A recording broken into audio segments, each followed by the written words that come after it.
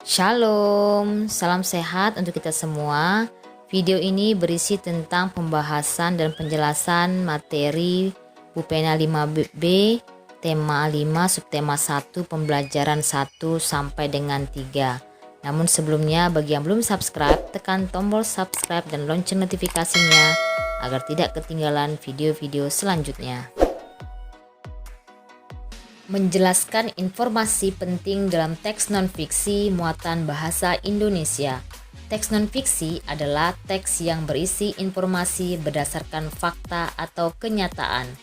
Teks non-fiksi dapat dipahami isinya jika kita dapat menggali informasi teks tersebut.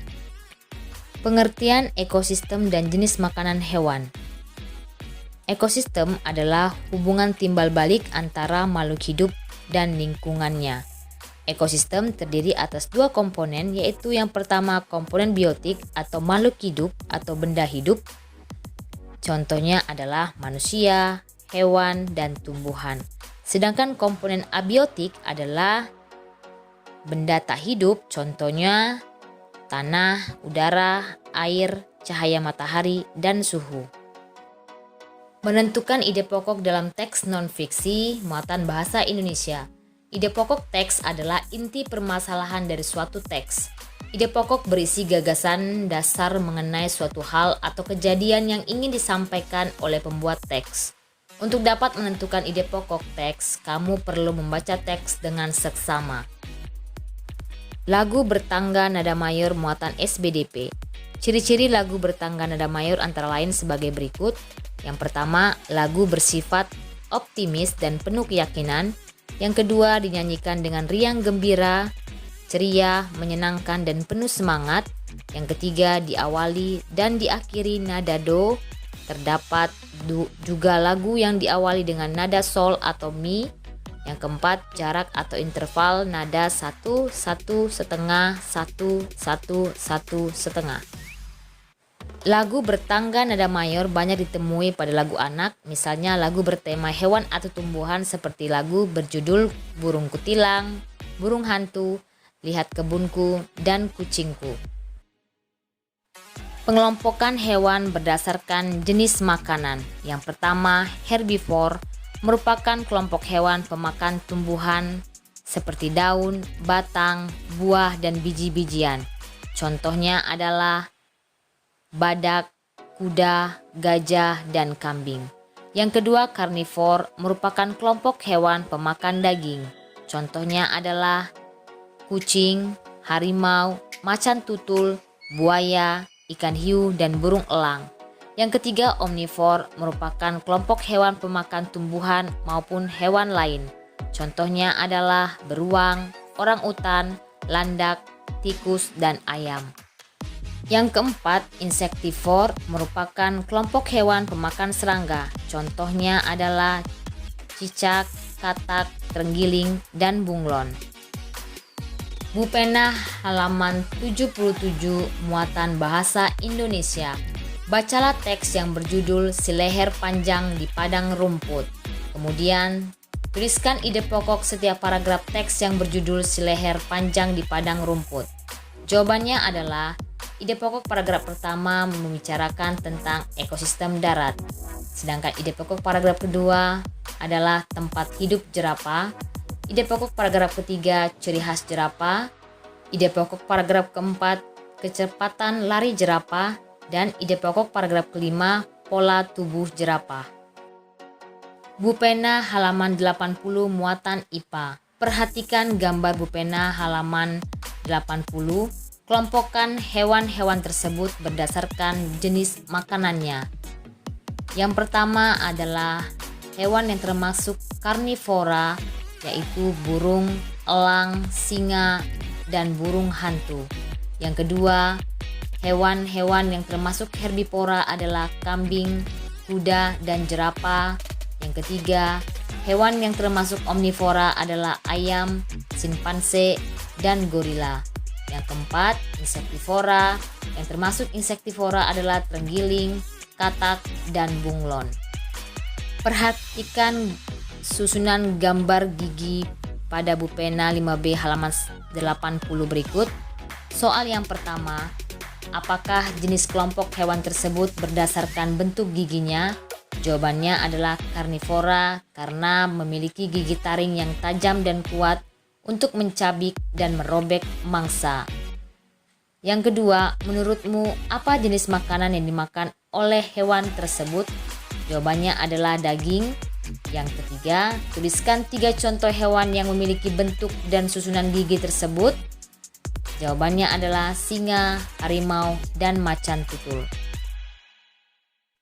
Menemukan ide pokok dan informasi penting yang didengar. Untuk menemukan ide pokok dan informasi penting, kamu dapat memperhatikan hal-hal berikut.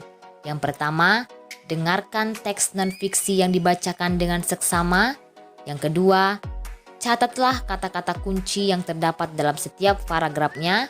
Serta yang ketiga, gunakan kata tanya apa, siapa, di mana, kapan, mengapa, dan bagaimana untuk membantu menemukan ide pokok dan informasi penting pada setiap paragraf.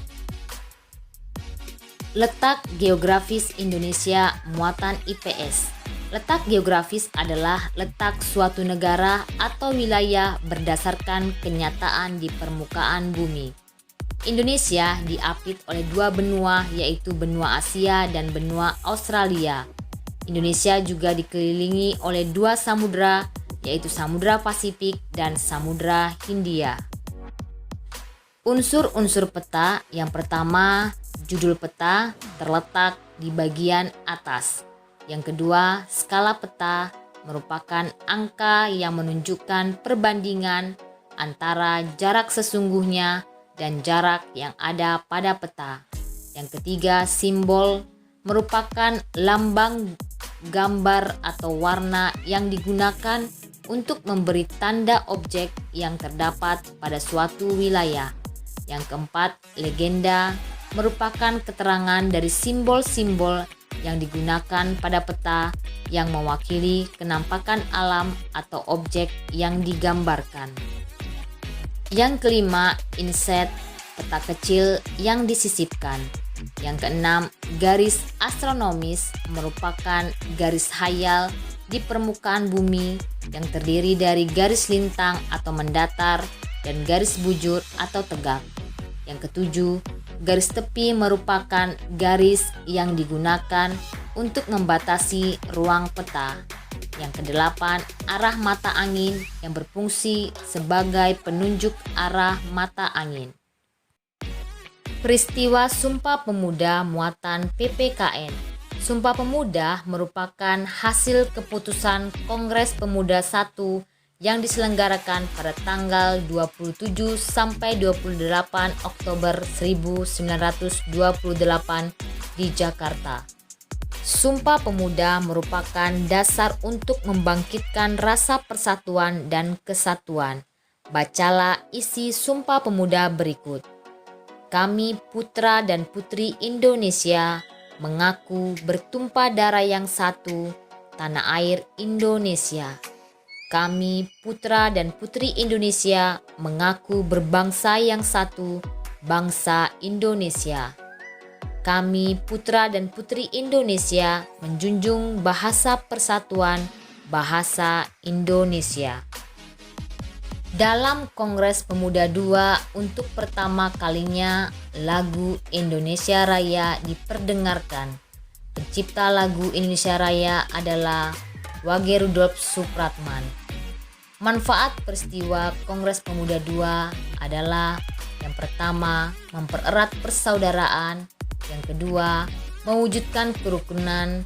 Yang ketiga, menumbuhkan semangat bekerja keras. Dan yang keempat, semangat gotong royong dalam membangun bangsa. Bupena 5B halaman 82 muatan bahasa Indonesia. Bacalah teks yang berjudul Penyu Laut, kemudian tentukan ide pokok setiap paragraf pada teks tersebut.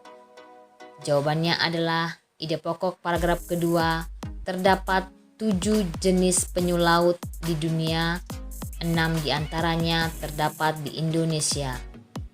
Sedangkan informasi penting pada paragraf kedua yaitu penyu laut terancam punah karena kehancuran habitat dan tempat bersarang, penangkapan dan perdagangan ilegal, dan juga eksploitasi lingkungan.